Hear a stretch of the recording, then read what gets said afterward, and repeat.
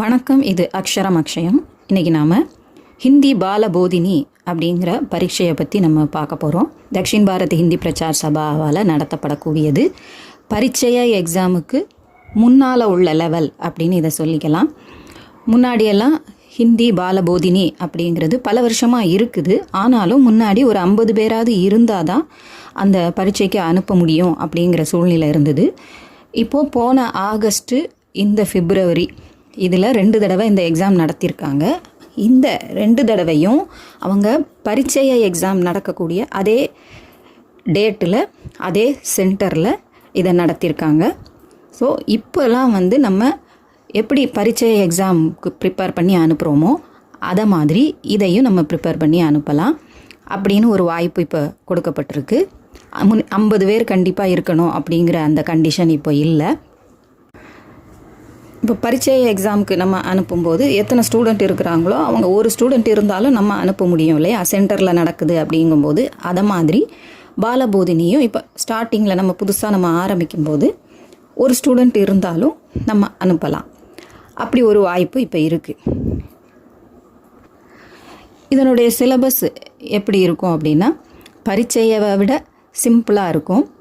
பரீட்சையில் 20 லெசன் இருக்குன்னா இதுலேயும் 20 லெசன், ஆனால் சின்ன சின்ன லெசனாக இருக்கும்.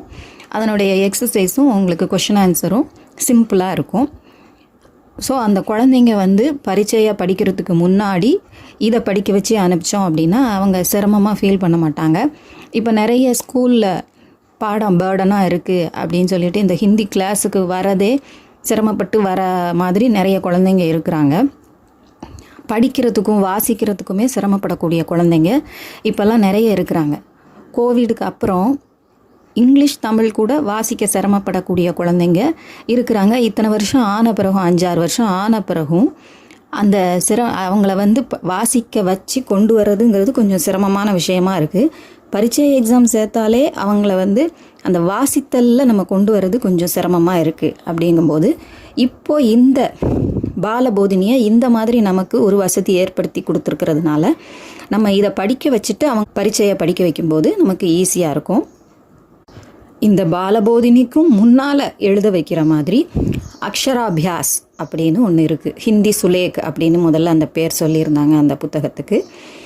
அதாவது ஹேண்ட் ரைட்டிங் புத்தகம். அதில் இப்போ அந்த அக்ஷராபியாஸ் எழுத்துக்களை அதை கற்றுக்கிறதுக்கான எழுத்து பயிற்சி ஆக ஒரு புத்தகம். அதில் அப்படியே அவங்க எழுத்துக்களை எழுதி ப்ராக்டிஸ் பண்ணிவிட்டு சில வார்த்தைகள் இருக்கும், நம்பர்ஸ் இருக்கும். அதெல்லாம் அவங்க படித்து நம்ம எப்படி பரீட்சை எக்ஸாம்லலாம் நம்ம சில வேர்ட்ஸ் மிஸ்ஸிங் லெட்டராக இருக்கும், நம்பர்ஸ் நம்ம நம்பர் நேம் எழுதுகிற மாதிரியெல்லாம் இருக்கும் இல்லையா, அந்த மாதிரி சிம்பிள் கொஷினாக வருது. அது பார்க்காம தான் எழுதணும். அதுவும் இந்த பாலபோதினியோட சேர்த்து பரீட்சைய எக்ஸாமோட சேர்த்து தான் நடத்துகிறாங்க. ஸோ இப்போ 3 எக்ஸாம் நடத்துகிறாங்க. அக்ஷராபியாஸ், பாலபோதினி, பரீட்சைய. இந்த 3மே ஒரே டேட்டில் நடக்கிற மாதிரி ஒரே சென்டரில் நடக்கிற மாதிரி அவங்க ஏற்பாடு இப்போ செஞ்சுருக்கிறாங்க. ஏற்கனவே 2 முறை நடந்துருச்சு.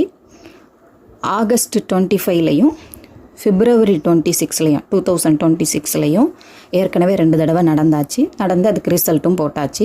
இப்போ நிறைய பேருக்கு தெரியாது அப்படிங்கிறதுனால இப்போ நம்ம சொல்லும்போது நீங்கள் இனிமே அந்த குழந்தைங்களுக்கு அக்ஷராபியாஸ்லேருந்து ஆரம்பித்து அதுக்கப்புறம் இந்த பாலபோதினியை படிக்க வச்சு அதுக்கப்புறமா நீங்கள் பரீட்சையை அப்படின்னு நீங்கள் போகும்போது அந்த குழந்தைங்களுக்கும் அது ஈஸியாக அவங்க ஃபீல் பண்ணுவாங்க.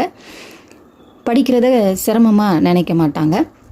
தொடர்ந்து படிக்கும்போது அவங்க ஹையர் லெவல் வரும்போது நல்ல தேர்ந்தவர்களாக இருப்பாங்க. அதுக்கு இது உதவியாக இருக்கும். இப்போ பரீட்சையை நேராக நம்ம எழுத வைக்கும்போது ஏதோ அரைகுறையாக படிச்சுட்டு அப்படியே போவாங்க இல்லையா, பாஸ் பண்ணால் போதும் அப்படிங்கிறது நான் ஏற்கனவே சொன்ன மாதிரி. அப்படி இல்லாமல் நல்ல தெளிவாக நம்ம எடுத்த ஒரு புக்கை நல்ல தெளிவாக படிச்சுட்டு போகிறதுக்கு இது ஒரு வாய்ப்பாக இருக்கும். அதனால் இது அக்ஷராபியாஸை 3rd ஸ்டாண்டர்ட் குழந்தைங்க வந்தாங்கன்னா அவங்களுக்கு அதை ஆரம்பிச்சுட்டு அதுக்கப்புறமா இந்த பாலபோதினியை படிக்க வச்சுட்டு அதுக்கப்புறமா பரீட்சையை போகும்போது அவங்க கரெக்டாக அந்த பரீட்சைக்கான ஸ்டேஜுக்கு வந்துடுவாங்க. அதை ஈஸியாக படிச்சுட்டு அப்படியே பிராத்மிக் அப்படின்னு வரும்போது உங்களுக்கு வசதியாக இருக்கும். இப்போ நம்ம இதில் ஹிந்தி பாலபோதினி அப்படிங்கிறத பற்றி பார்ப்போம். பாலபோதினி முன்னால் இருந்த அதே சிலபஸ் தான். புத்தகம் மட்டும் கொஞ்சம் பெருசாகவும் புதிய வடிவிலும் பெரிய எழுத்தாகவும் கொண்டு வந்திருக்கிறாங்க. ஏற்கனவே நான் 8 லெசன் அந்த பழைய புத்தகத்திலிருந்து நடத்தியிருக்கேன். அதே பாடம்தான், எதுவும் மாற்றம் இல்லை. புத்தகத்தோட அமைப்பும் கலரும் தான் மாறி இருக்குது. ஸோ அந்த 8 லெசன் ஏற்கனவே நடத்தியிருக்கிறேன். அதுக்கு அடுத்த லெசன்லேருந்து நான் ஒவ்வொரு வீடியோவாக போடுறேன். நீங்கள் இப்போ அந்த வீடியோ பார்த்தாலே இதில் என்னென்ன பாடங்கள் இருக்குது அப்படிங்கிறத நீங்கள் தெரிஞ்சுக்கலாம். இது சம்பந்தமாக சபா சொல்லியிருக்கக்கூடிய விஷயங்களை நான் சொல்கிறேன். இப்போ பார்ப்போம். ஹிந்தி கற்கும் மாணவர்களுக்கு எளிய பயிற்சியாக அக்ஷராபியாஸ் மற்றும் பாலபோதினி என 2 தேர்வுகள் பரீட்சைய தேர்வு நடக்கும் அதே நாளில் தேர்வு மையத்தில் நடத்த ஏற்பாடு செய்யப்பட்டுள்ளன. ஏற்கனவே நம்ம அதை பார்த்தோம் இல்லையா? பரீட்சைய பாலபோதினி மற்றும் அக்ஷராபியாஸ் தேர்வுகள் ஜனவரி மற்றும் ஜூலை மாதத்தின் முதல் ஞாயிற்றுக்கிழமைகளில் வருடத்திற்கு 2 முறை மட்டும் நடத்தப்படும். அதே தான், பரீட்சையை இவ்வளோ நாள் எந்த நேரத்தில் நடக்குதோ, எந்த மாதத்தில் நடக்குதோ, வருஷத்துக்கு 2 தடவை நடக்குது இல்லையா? அதே டேட்டில் அதே சென்டர்லேயே தான் நமக்கு நடக்க போகுது. முறையே நவம்பர் மற்றும் மே மாதத்தின் 15ஆம் தேதிக்குள் தேர்வு கட்டணம் செலுத்தி விண்ணப்பிக்க வேண்டும். ஸோ அந்த எப்போ எக்ஸாம் ஃபீஸ் கட்டணும் அப்படிங்கிறதையும் அதில் சொல்லியிருக்கிறாங்க.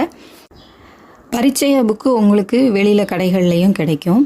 பட் இது இப்போதைக்கு சபாலிருந்து தான் கிடைக்கிது. இனிமே கிடைக்குமா அப்படிங்கிறது தெரியல.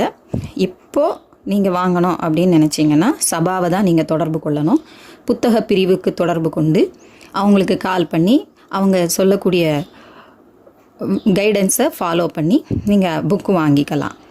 இப்போது இதில் அதற்கான தொடர்பு கொள்வதற்கான தொலைபேசி எண்கள்லாம் கொடுத்துருக்குறாங்க.